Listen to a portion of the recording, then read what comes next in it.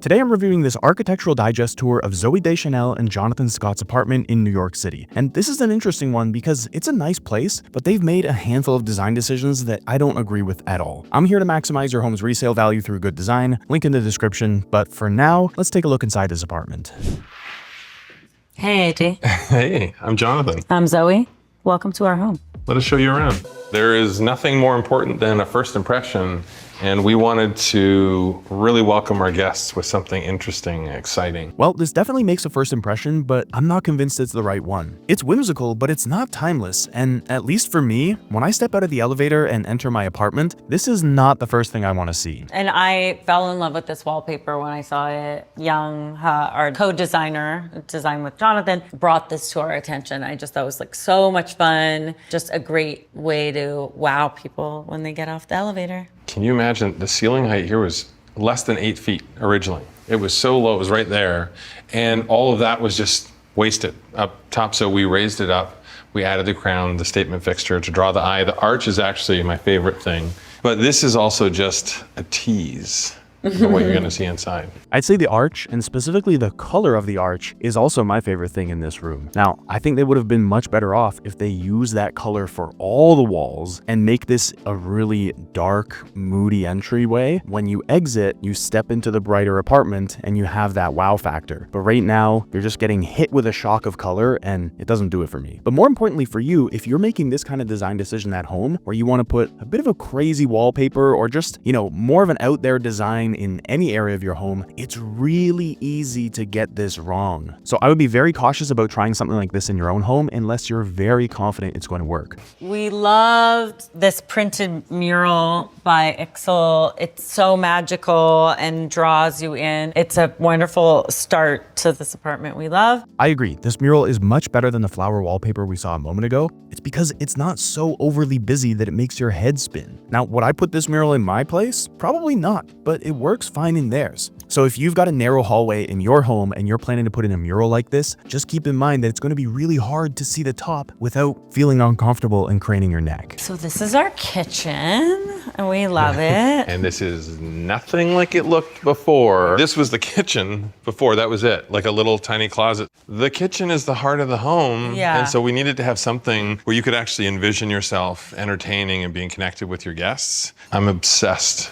with the stone. All right, a couple things that I do like in here. First, very nice ceiling height. This is a large volume of space and it works really well for this kitchen. Second, the white walls work pretty well. It's simple, but it's a nice backdrop. Third, I appreciate the matching on the countertop and the backsplash. That's a cohesive look that just kind of brings everything together and they've done a nice job with it. Now, to be honest, I'm not crazy about this powder blue color that they've got on all the cabinets in here. I think they would have been better off if they went with something natural like oak cabinets, but still, it works all right in here. But what's going on with all the lights in here? All of them are this bright, bright white. It feels like a Costco inside here. I truly cannot tell what time of day it is in here because there's so much artificial white light coming in and apparently no natural light coming in from anywhere. This is not good. Yeah, the stone's so beautiful. And Jonathan collaborated with Young Ha, who's an incredible designer, and made the space just so special. One of the things I love about Young, I love like maximalist design, and like I love being able to mix a lot of prints and colors and things together. It takes a lot of skill, and that's something she does so well. That is 100% correct. She definitely does love maximalist design, love mixing in a lot of prints and colors. You're gonna see a lot more of that in this home. But I want to reflect on one thing that I do like in here, which are the floors, right? Beautiful parquet floors that match really well with the white walls and the white ceiling. Again, I think if they had matched with a different tone of wood on the cabinets instead of this powder blue, it would have looked a lot more timeless in here. And also, Jonathan is incredible at maximizing space. He looks at a floor plan and knows where the problem's going to be. The flow in this kitchen and living room is so wonderful. All right, so the kitchen island is really large. There's tons of room for meal prep here,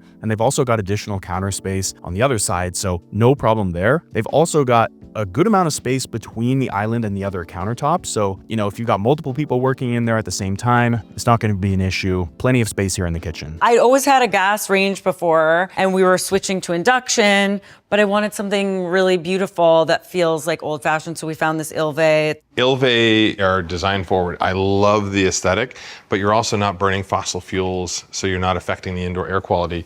I actually custom designed this hood with the finishes to match the knobs and the accent pieces on the Ilve range. If you look up, you notice that there's no recess lights in this place. That's a swear word in our house. We were able to just put beautiful lights everywhere, or we have a chandelier or a pendant, a sconce or a lamp. The lighting feels magical and moody. And Why are they all so bright white? Have they never heard of warm lighting? The lighting looks so clinical in here, and I'm not having it. This is Entertainment Central. Everyone who comes in, they immediately want to sit down. yeah, and you know what?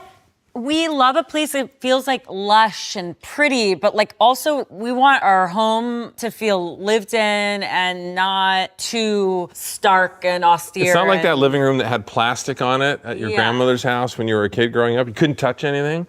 This looks like what happens when you take the plastic off the furniture at your grandmother's house. This is what you discover underneath. This looks awful. I mean, this is just way too busy. It might look good for a day, but it's not going to look good for a year. And this is a really important point because if you're selling your home, you need to realize that a living room like this is going to instantly turn off a ton of buyers. Now, that doesn't mean that you need to be boring or avoid colors or patterns, but you do need to avoid overdoing it in the way that they have here. I understand that they really like these more exotic patterns and having color in the home. Totally fine. When you do it in this way, with this extremely bold couch, with a rug underneath that also has a lot of the same tones, it's just overwhelming the space and it doesn't look good. I want to contrast this with a very similar floral couch in Kendall Jenner's home, which was on another one of these Architectural Digest home tours. I just watched it earlier today, and her couch was also very bold, but it looks so good in the space. Why? Because it's only the couch that's bold and everything else around it is subtle, is timeless, is classy. But here it's not the case. It's the couch. It's all the pillows on the couch. It's the flowers on the table that are just accentuating the colors in the couch. It's the rug underneath. It's the other cushions on the floor that people are supposed to sit on, even though no one will ever sit there, right? It's just one on top of the other on top of the other. There's too much going on in this space. I mean, I haven't even talked about the zebra striped curtains here. There's so much. It's too busy. And when you get too busy like this, everything just falls apart. Nothing looks good because there's too much trying to catch your eye. Instead, what you want is to have one or a small number of pieces that can be the focal point and everything else supporting that. That's what Kendall Jenner has done, and she did it extremely well. But here, I'm not digging it. The rug here, I actually had custom made from our collection to complement the sofa that we had already had designed. So this was really pulling everything together and making a space that everyone, as soon as they come in here, they just want to jump into this area and sit down. I totally agree. I do really like this rug. It's large and it's got some really nice earthy tones in it. The problem is it's getting completely overwhelmed by this sofa. I also don't like to see a TV in a living room. I've got a lot of real weird pet peeves, but I don't like seeing TV. So Jonathan's like, it's fine. We'll hide a screen in the ceiling. Secrets. All right, so in order to watch the TV, you've got to be sitting exactly where she's sitting on the couch there so that you can look over in that direction. That doesn't look comfortable at all. Are you going to lean back on that couch? You'll be leaning against the window. This could not be a less comfortable spot to watch TV from. I don't get this at all. We also like the idea of having parties that were like sing-alongs. I grew up playing a Yamaha piano, so this was a really special addition to the space. We have a whole karaoke setup, so we can do karaoke. This is where all the karaoke equipment and everything is hidden away. So when we do want to do a sing-along, it's all pro.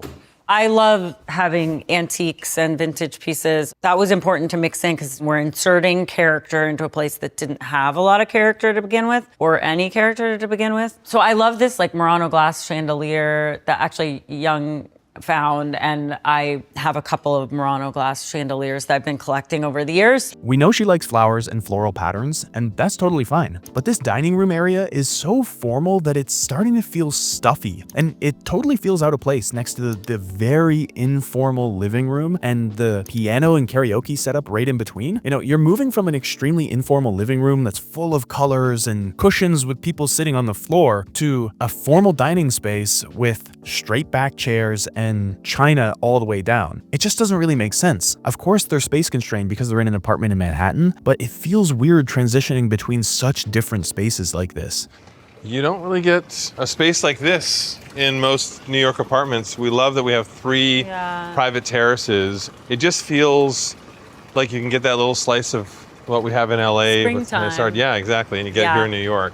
None of this was here. It was all exposed. Yeah. No privacy. It was a lot of work, but totally worth it. And now you can cut to B-roll of the other two terraces because each area that faces the back of the property has its own private terrace. From the tile that you see on the bottom to all of the greenery, the ironwork, everything was custom made we put in. I love the terraces, and I would say so far, these are definitely my favorite parts of the home. Again, it is weird to have such an informal, relaxing terrace right next to the extremely formal dining room. If I were in this place, I wouldn't be spending time in the living room. I'd be spending it out here on the terrace because it's beautifully manicured out here. They've got the gorgeous tiles and lots of fresh air. Love these terraces. But the problem is they have so little privacy. They're right next to their neighbors, and even if they can't see in, they can hear everything. And that's not ideal at all. I'm actually surprised that they chose to live in this property given how little privacy it has. Oh, this is actually a little treat. This is a 17th century French tapestry. So beautiful. This is our family room. This is a very cozy room. This is not cozy at all. This is so stiff, again, so grandma. I mean, what's with the floral patterns again? I know she's really into those, but can't we get one piece of furniture that doesn't have flowers all over it? I love this area. Love it When we too. originally toured this place and everything was empty, it was vacant, this was actually just a brick wall across the back. There was no fireplace, and it was just begging for some sort of focal point. Then when we put the fireplace in, it really looked nice flanked with the shelves. He's right. The fireplace looks good, the shelves look good, and this mirror above the fireplace looks beautiful. We wanted it to look like it matches some of the other architecture in the space. We also hid another movie-sized screen for great movie nights down here. We had all of this custom made to look like it could be a century-old fireplace surround, bringing in the sconces from England, bringing in that custom stone. Also, all these chairs were custom made, but they feel to me like vintage pieces. Of course, we're like mixing like vintage sconces and a lot of other. These are fake books. These are fake books. They might not be the fake books that are, made of basically empty, just a hardcover with empty air inside, but these are not real books that they're actually reading. You can just tell that these have been purchased specifically to look like, the library in an intellectual's library, but they're not reading these books. Did they not have 50 or 100 books that they could put down here to style these shelves? This is bad. This is really bad. I love patterns. I love mixing different colors together. It does take a lot of skill, but if you're a little bit nervous about it, start with a throw pillow and just make sure that the colors have like through lines so you have something tying those pieces together. I agree with her 100%. If you want to inject color or patterns or unique materials into your space, start with something small, but then don't let it explode like they have in here and in the living room upstairs. Otherwise, you just end up with way too much. Takes away the significance of any individual piece. I'll also say sometimes you have to look at something in a space to know. I remember my dad saying that. My dad's very visual. He was like, you really don't know until you see it. It's like when you have paint chips, get the big ones or get a little bit of paint and paint part of the wall so you can really see it on a bigger space. Okay, let's talk about what is good down here because they're in the lower level now. First, they've got amazing ceiling heights. It's really tall and there's a lot of volume down here, so totally love that. Second, they've got another terrace out there, which we saw a minute ago, but really interesting to have multiple terraces on multiple levels. It creates such an openness and connectivity throughout the home that I really love. Love the Japanese screen and all the natural light we've got coming in from outside, but again, very bright white lights down here that make the space feel a lot less inviting than it could. So this is our bedroom. Isn't it pretty? It is very pretty. It is pretty small, given all the space we've seen in this apartment, both on this bottom level and on the upper level. But the thing that we really need to talk about in here, which is the same thing we talked about upstairs, too many patterns. You can't just take every pattern you've ever liked and throw it all in one room. That's not how this works. I mean, in here we've got this vine floral wallpaper. We've got a different kind of natural, I don't know, natural tones on the rug, let's say, a different swirling pattern on this bench in front of the bed, then yet another different pattern on the pillowcases. We've got this painted ceramic on the bedside tables, a very busy chandelier, crown molding along the ceiling, and these very sharp, harsh vertical lines along the glass doors. There's so many different patterns in here that the eye is just all over the place. You don't know where to look. You can't get any rest in here. What they should do in here, if they really want something eye-catching, is just stick with the wallpaper. Then you can keep the crown molding, but get rid of the rug to expose these beautiful floors that they've got. Get rid of this busy pattern on the bench in front of the bed, and instead just put a solid color, probably a deep navy there to play off of the light blue that they've got on the bed and match some of the tones that are coming in from outside. And it's going to do a couple things. Number one, it's going to feel so much calmer when you step into the bedroom and you're not being bombarded by so many different patterns. But number two, it's also going to let that wallpaper really shine because it's going to jump off of the wall at you and you'll say, wow, what is this wallpaper? The embroidered wallpaper I is love my this. favorite. It's just really, the dimension just makes it I wish this so was special.